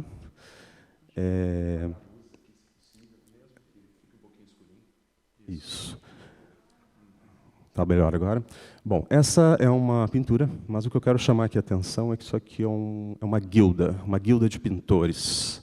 As guildas eram as corporações de ofícios, né, diferentes ofícios, se desenvolveram em grande parte na Idade Média, né, e aqui o que a gente tem é um grupo de pintores que desenvolvem pinturas para determinadas demandas. É um grupo que estabelece uma relação entre mestre e aprendiz, mas o que eu quero colocar aqui para a gente pensar é que é um grupo de pintores, aqui não há uma autoria individual, uma individualidade. Todos assinam de uma maneira coletiva, e aqui já estou lançando um tema, a questão da individualidade do artista, da autoria, da originalidade. Passo para essa outra imagem. Essa aqui é uma imagem do nosso Instituto, então, Livre de Belas Artes, hoje Instituto de Artes da URGS, em 1915. Essa é uma sala, é um ateliê de pintura, né? Como vocês podem observar, existe uma série de modelos ali, né? Modelos escultóricos, né, em gesso, mas também bidimensionais, né? O que eu quero apontar aqui? Para o ensino artístico, né? Esse ensino artístico acadêmico ele se faz também de uma perspectiva de apropriação, a gente pode pensar, ou seja, na medida em que era então ensinado ao artista dominar técnicas, sobretudo pelo desenho inicialmente, mas se apropriar de códigos, de técnicas, dominar isso, né, dentro de um caminho inicial ligado à reprodução, né, emular algo, para a partir daí conquistar uma linguagem própria, uma individualidade e poder ter uma assinatura, né? Então, né, pensar a questão da apropriação também na forma de ensino acadêmico artístico. Aqui, também dentro desse contexto, uma aula, né, de pintura, de um grupo, né, mostrando um modelo vivo, ou seja, também pensar essa ideia de uma apropriação de uma imagem, ou mesmo de uma representação do que seria de uma pessoa, né? Então, também aqui pensando algo que está, de certa maneira, muito vinculada à gênese da formação artística dentro de um ambiente acadêmico. Bom, vou dar alguns saltos aqui abruptos, mas é propositadamente, né? Trouxe essa imagem de Salvador Dalí para a gente observar um outro tipo de apropriação, e aqui já dando uma série de antecedentes e precedentes para a arte contemporânea, né, que vai ser a citação, a referência, né? Aqui, no caso, uma passagem histórica, bíblica, né, ou seja, a Última Ceia, né, um tema muito conhecido e que, durante muito tempo, teve bastante importância dentro da história da arte, ou seja, os temas históricos, religiosos, narrativos, né, os mitos, né, tudo isso acompanha o desenvolvimento, e o Dalí faz essa releitura, essa citação, se apropria também, nesse caso, de uma tradição, né, falando um pouco aqui, já foi comentado, da maneira como os artistas também revisitam a própria história da arte para encontrar nela uma espécie de fonte, né, de referência, né? Então, aqui eu trago a obra do Da Vinci, que talvez seja uma das representações mais clássicas, né, mais conhecidas dessa, que o Dalí depois vai revisitar dentro do contexto do surrealismo, né, aí 5 séculos depois. Passo para cá, Duchamp é incontornável, né, para a gente pensar essas questões de apropriação. Já foi comentado, né, aqui anteriormente, né, mas aqui também eu optei por trazer uma outra obra dela, que o Rodrigo também já comentou, né, em textos, né, escreveu sobre isso, que é essa apropriação também de uma imagem da história da arte, que é a famosa Gioconda, a Mona Lisa, né, e aqui já apontando para o procedimento Dada, né, dadaísta, né, que vai apontar aí para a questão da irreverência, da ironia, e aqui eu já estou apontando questões que vão ser fundamentais para a gente pensar a arte contemporânea, as práticas artísticas contemporâneas, esse deboche, né, então ali no dadaísmo a gente, e Duchamp sendo uma referência nisso, a gente vai encontrar uma série de antecedentes para o que vai acontecer em termos mais contemporâneos. Ele fez o bicudinho aí na Mona Lisa, né? Essa próxima imagem também está inserida no contexto do dadaísmo, e eu acho importante trazer o dadaísmo, porque o Dada, entre outras estratégias artísticas, vai ficar bastante notório pelo emprego da colagem, né? do uso de publicações impressas que circulam, né, ou seja, não necessariamente de massa, mas, enfim, né, que tem uma circulação, né, e os dadaístas vão lançar a mão dessa estratégia de se apropriar do que foi publicado, e essa é uma outra questão que eu trago para pensar, talvez, a questão do Orange Prince, né, que é o fato de ter sido publicado num veículo e vir a público, né? Então, isso também tem uma questão, ou seja, se esse trabalho não tivesse vindo a público, o que teria acontecido? Então, essa questão do domínio público também é importante para a gente pensar, do que vem a público, para o escrutínio público, né? Então, aqui um trabalho bastante irônico, também esse é o crítico de arte aqui, né, sendo representado, né, aí na década de 20, então, apontando para a questão da colagem. Bom, Duchamp, para não também repetir obras que seriam incontornáveis aqui, acabei reunindo o Readmade, né, do Duchamp, que foi comentado já aqui, mas para dizer que aqui o que a gente tem realmente como fundante, e isso vai estar muito presente na prática artística, né, desde então, é a apropriação do objeto industrial, serializado, não nobre, vamos dizer assim, né, que está dentro de um outro uso. E o que o Duchamp faz é esse deslocamento de uma função original do objeto para um contexto artístico, né, designando que é o contexto, é a moldura, vamos dizer assim, que determina o que é arte ou não, né. Isso é bastante radical dentro da história da arte, né, e é por isso que a gente continua falando de Duchamp até hoje, porque realmente é um marco, né, e hoje é impossível a gente não observar artistas que se apropriam de objetos do cotidiano, que não têm uma função artística, que não estão na história da arte, como as imagens que eu mostrei, né, mas que incorporam isso dentro dos seus trabalhos e suas poéticas, né. Então, aqui acho que realmente é um marco fundamental para a gente pensar em termos históricos e de antecedentes. Bom, esse trabalho de Leon Ferrari, né, seguindo nessa ideia da apropriação do objeto, também é um trabalho bastante polêmico, né. Temos notícias e conhecimento de exposições do Leon Ferrari que criaram bastante polêmica por causa da contundência do trabalho dele, né, e percebam que, na verdade, é essa justaposição, né, que ele faz de símbolos, né, a partir de objetos pré-existentes, né, e acho que esse trabalho ele é bem elucidativo, ele é muito direto nessa ideia que eu quero trazer aqui, ou seja, da articulação de objetos, não só da apropriação, né, e da recontextualização deles, mas sim da articulação de diferentes objetos para criar uma outra forma de leitura e compreensão dentro de um discurso de arte, né.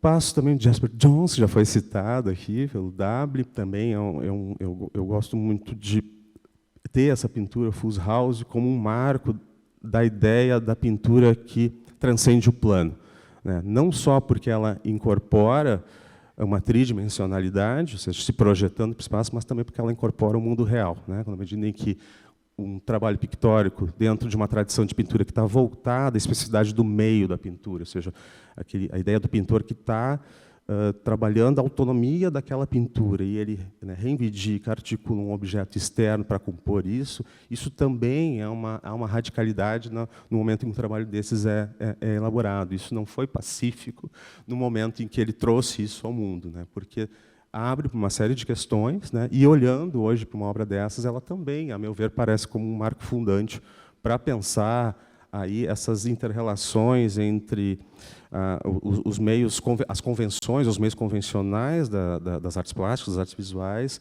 e essa articulação, né, da linguagem visual pictórica com objetos e a maneira como isso é incorporado e também ganha o espaço, transcende a bidimensionalidade que caracteriza a pintura de uma maneira planar, certo? Bom, incontornável também, né, trazer o nosso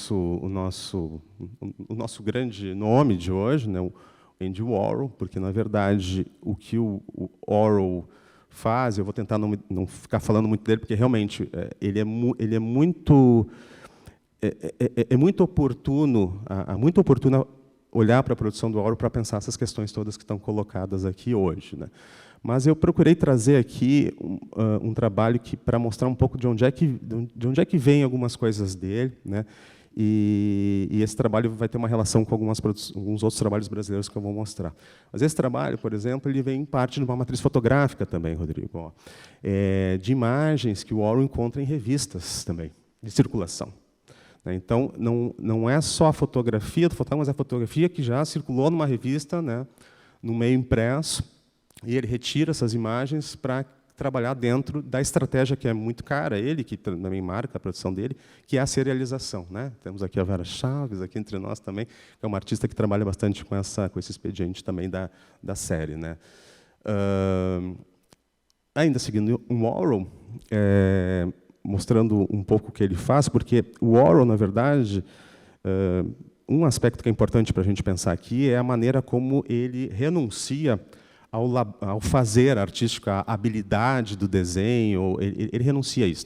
Na medida em que ele começa a estabelecer a apropriação como procedimento e a reprodução como um meio, né, vamos dizer assim, ele aponta para uma outra direção. Ele abre um portal dentro da produção artística, né, e, nesse sentido, muitos autores, como Annie Coquelin, né, considero ele uma espécie de uma espécie de um embreante, né, um caso muito paradigmático para pensar a reorientação, vamos dizer assim, de uma bússola assim, dentro da produção artística. Então, realmente, o Warhol é um case e a gente ainda vai continuar falando muito dele. Esse aqui é a capa de um disco, na verdade, aí mostrando também a atividade multimídia do Andy Warhol, é a capa do disco de estreia da banda Velvet Underground, uma banda que ele produziu, que envolvia cinema, um grupo de dança também, e tudo isso na Factory, que era o estúdio dele, né, onde ele estabeleceu um modo de produção absolutamente coletivo. Então, todo mundo trabalhava para ele.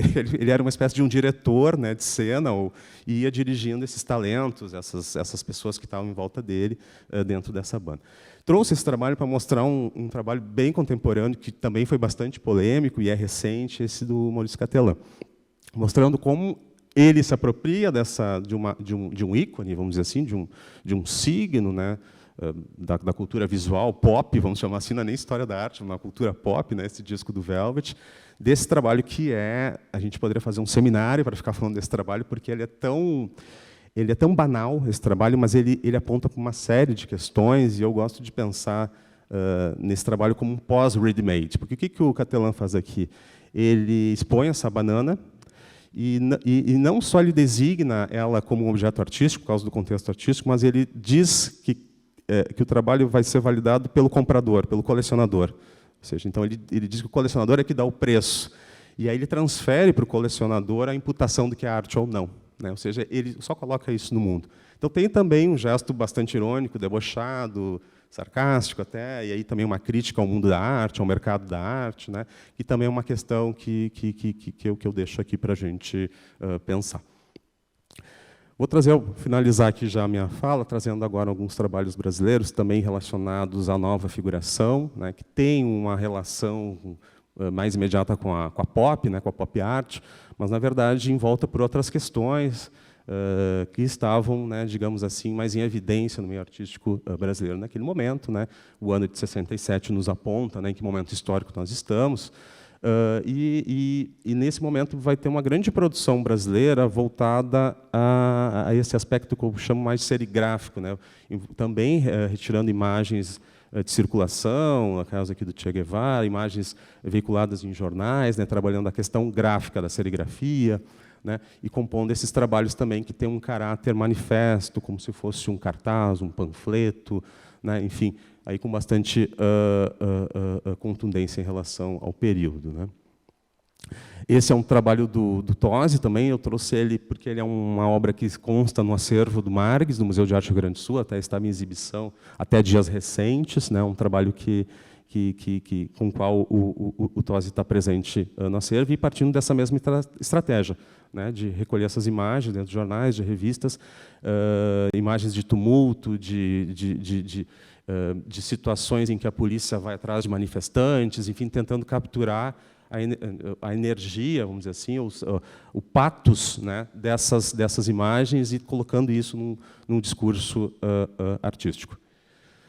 Um outro trabalho também nesse sentido, um outro artista brasileiro, que é Antônio Manuel, que se apropria dos meios gráficos. Ele, na verdade, ele fazia jornadas noturnas em redação de jornal, e ele se aproveitava das chapas de impressão dos jornais, dos tipos, do jornal que ia para o dia seguinte e fazia suas próprias composições de uma maneira clandestina, muitas vezes, atuando às escondidas dentro dos veículos e criando trabalhos como esse, que também têm essa conotação política, são também daquele contexto. E aqui eu trago essa imagem para mostrar também a forma de apresentação que esses trabalhos ganham, com esse véu preto, essa articulação que é feita pelo espectador e essa revelação que vem né, a partir da elevação dessas superfícies, né, que faz a gente pensar sobre censura, sobre uma série de questões nesse sentido. Um outro trabalho que eu acho também assim, importante para a gente pensar outras estratégias de apropriação é o projeto Inserções em Circuitos Ideológicos, Ciro Meirelles, projeto Coca-Cola, no qual ele se apropria do sistema de circulação dos refrigerantes. O que ele faz? Ele pega essas garrafas e imprime nelas mensagens de contra-informação, muitas vezes subversivas, né, naquele contexto, e coloca isso para circular dentro da própria circulação que já tem do próprio refrigerante, né? Tem um ato poético, obviamente, assim, mas é para a gente pensar uma outra estratégia de apropriação nesse sentido. Aqui mais um trabalho dele, ou seja, ele também interfere na circulação do dinheiro, se apropria do modo de circulação, né? Dentro de um grande projeto, né, que ele vem fazendo, na verdade, até hoje, né? Tem notas mais atuais, aqui está datado dos anos 70, mas ele tem trabalhos também atuais nesse sentido. Aqui também é um trabalho que foi bastante importante, na época do sumiço, né, do Vladimir Herzog, né, então também, né, carimbando cédulas e fazendo isso circular com essas mensagens, né, e interessante porque isso, né, com o objetivo de circular não no meio de arte, mas de transcender e tentar ganhar o mundo real, vamos dizer assim. Aqui um trabalho, outro tipo de apropriação, já estou encaminhando, tá, Rodrigo? Do Frantz, do artista Frantz, já foi comentado pelo Guilherme Dable aqui hoje, e aqui eu trago um outro tipo de apropriação, que o Frantz, dentro dos diversos projetos dele, um modo de apropriação é se apropriar de publicações ou catálogos de outros artistas. Eu lanço essa questão para o público jurídico. O que significa isso? Então, ele pega esses catálogos, ele usa solvente, ele começa a interferir nos textos e também nas obras. Ele transforma as obras de outros artistas em obras abstratas, ele desfigura as obras. Tem um apagamento de autoria, mas o referente é o mesmo, ou seja, pertence ao catálogo daquele artista. Ele tem alguns cuidados, ele apaga o nome do artista, ele despista um pouco, mas há um risco, né? Eu já exibi esse trabalho em museu e a gente praticamente bancou isso, né? Entendendo que a gente correu algum certo risco, assim, entendendo que seria muito chato para o artista comprar um tipo de briga com outro artista. A gente apostou nessa ideia e, de fato, não aconteceu.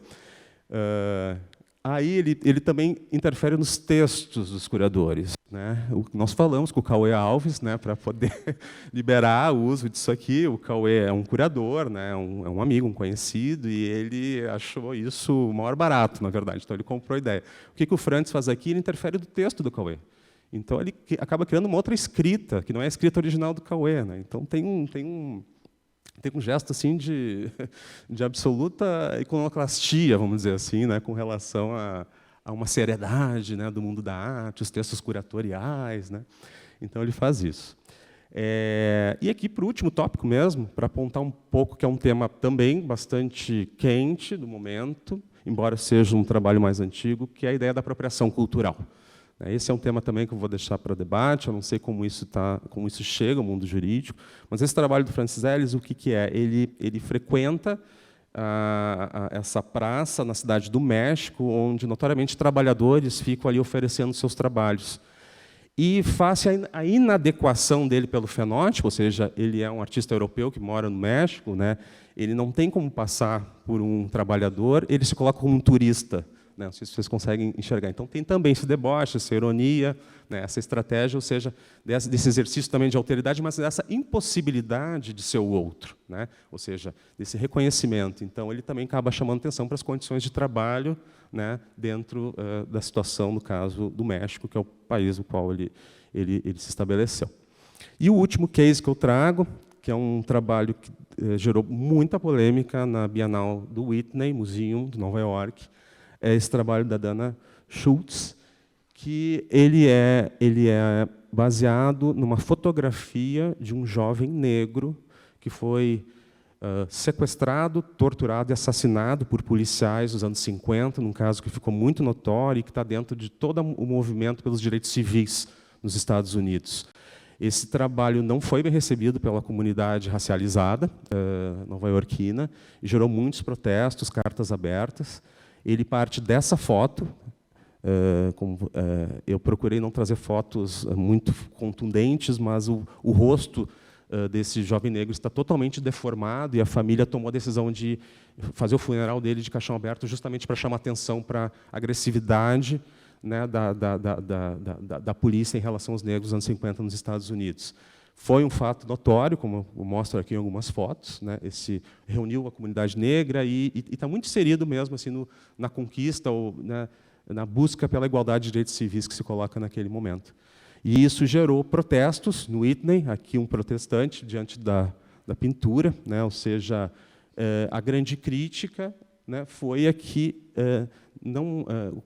não era a avaliação da comunidade racializada que não era justo, né, o artista se valer da dor de um jovem negro e colocar isso numa pintura, né. Enfim, é um tema polêmico para debate, né, e foi pedida a retirada desse trabalho, aí houve um cancelamento, né, e também para trazer um pouco dessa coisa dos tempos de hoje, né, dessa voltagem que a gente tem, que eu digo que das redes sociais vai para o mundo real, né, ou seja, dessa correção moral também que existe e que o mundo da arte está lidando bastante, mas que também envolve a questão da apropriação cultural, né, até onde um artista, né, pode se apropriar ou não de uma outra cultura, porque isso também está dentro muito de uma prática do que a gente chama hoje do artista enquanto etnólogo, enquanto antropólogo, né, que é algo que ficou bastante marcado em tempos recentes. Então, para finalizar mesmo, o que eu quero mostrar aqui é o que eu tentei com essas imagens, mostrar que a apropriação envolve naquelas primeiras imagens a ideia da apropriação do modelo, do fazer, depois dos objetos e dos materiais, mas também da imagem, do signo, do sistema, mas também essa ideia da apropriação cultural e do lugar de fala.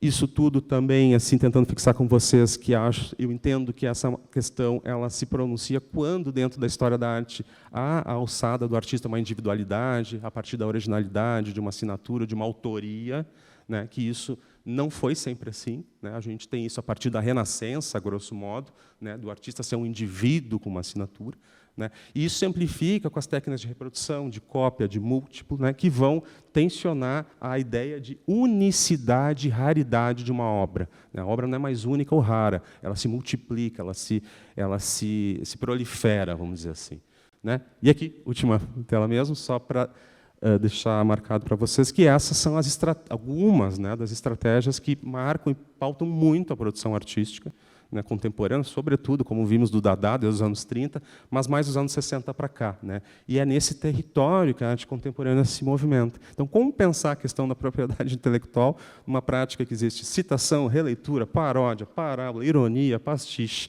né, e que tudo isso está dentro, né, da liberdade, do exercício da liberdade artística, né, que é tão cara, né, a todos nós que trabalhamos no campo da arte.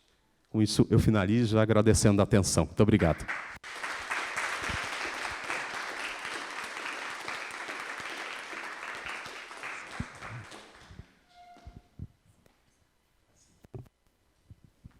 Bom, eu acho que eu não preciso enaltecer aqui o quanto foi interessante essas três falas e complementares. Eu acho que o resumo aqui, se é que dá para chamar dessa forma, ou as provocações finais do Francisco, acho que, de um certo modo, cobrem um pouco das nossas divagações aqui que foram surgindo durante o debate.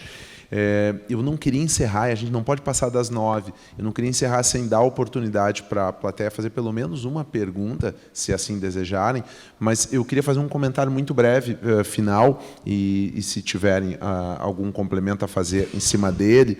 Eu acho que uma das grandes questões que me vinha aqui enquanto vocês falavam é por que o artista se apropria, afinal?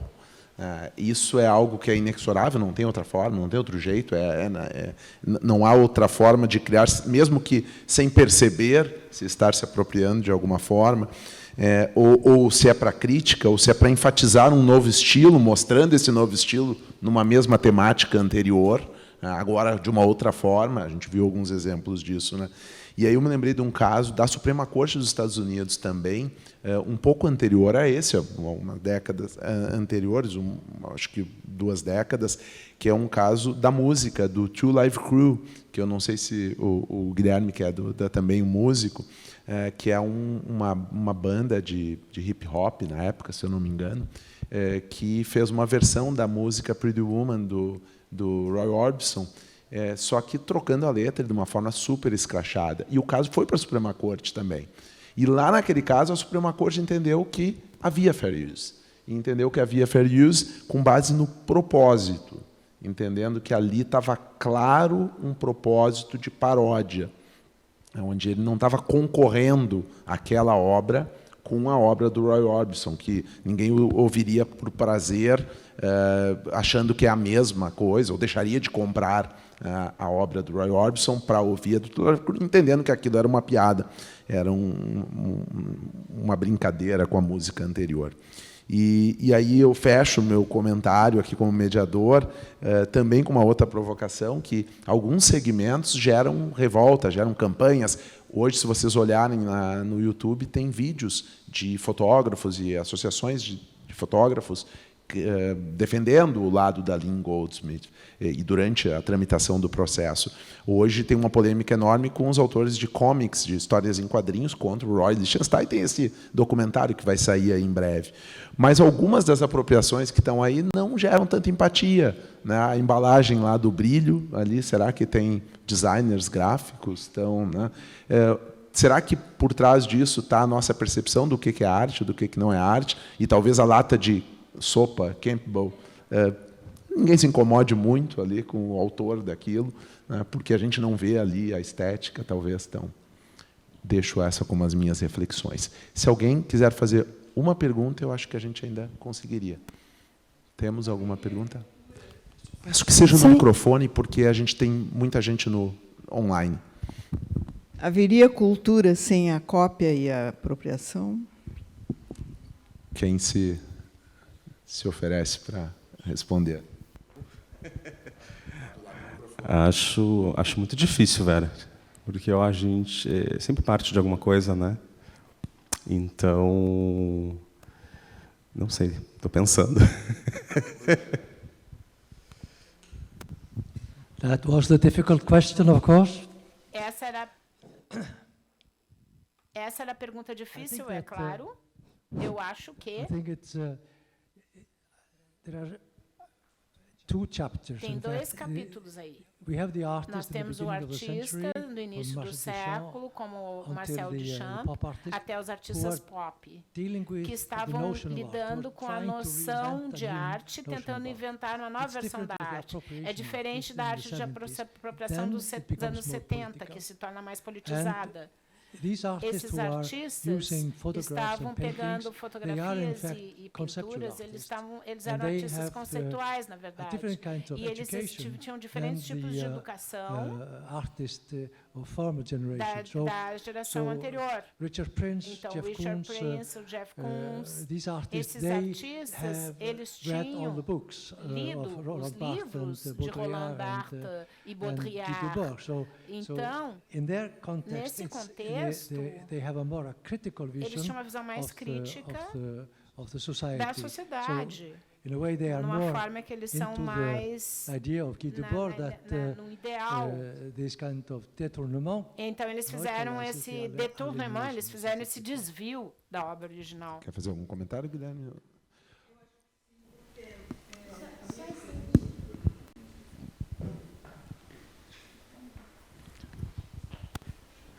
É que eu acho que foi mal entendida a pergunta, porque eu perguntei cultura, não arte.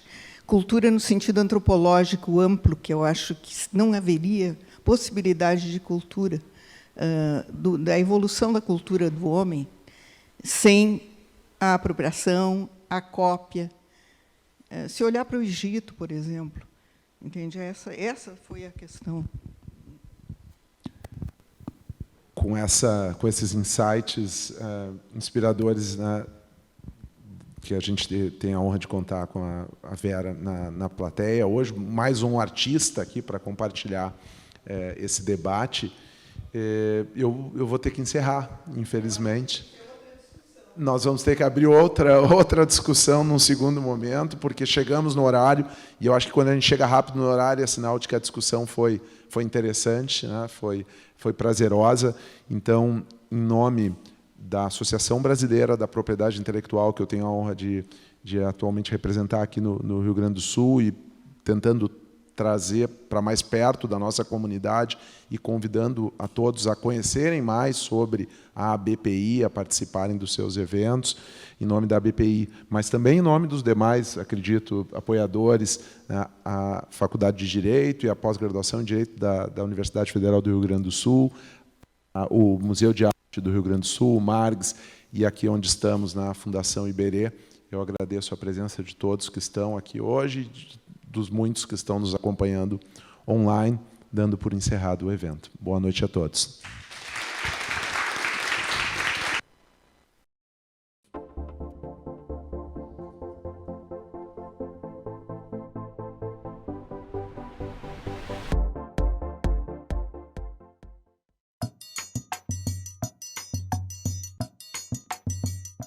Os ritmos, as belezas das praias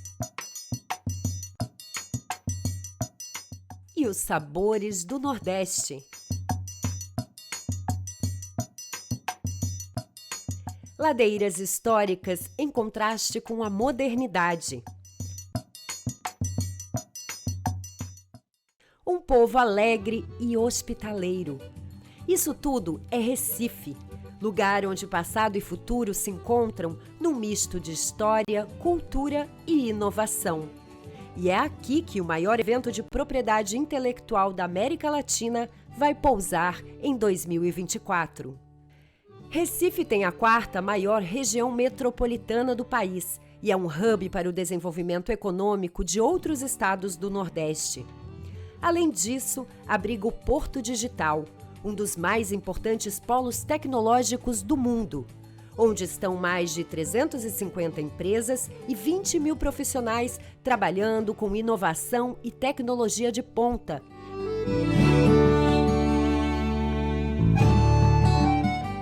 Um cenário que coloca a capital pernambucana entre as 6 cidades do mundo na liderança da indústria de TI, segundo o portal internacional Rest of World. E é o motivo pelo qual ela foi escolhida como a sede do 44º Congresso Internacional da Propriedade Intelectual. Entre 11 e 13 de agosto de 2024, os maiores especialistas em PI e profissionais de todos os continentes vão estar aqui para debater os principais temas da propriedade intelectual: marcas, patentes, inteligência artificial, transferência de tecnologia, direito autoral, entre outros. E também para muito networking.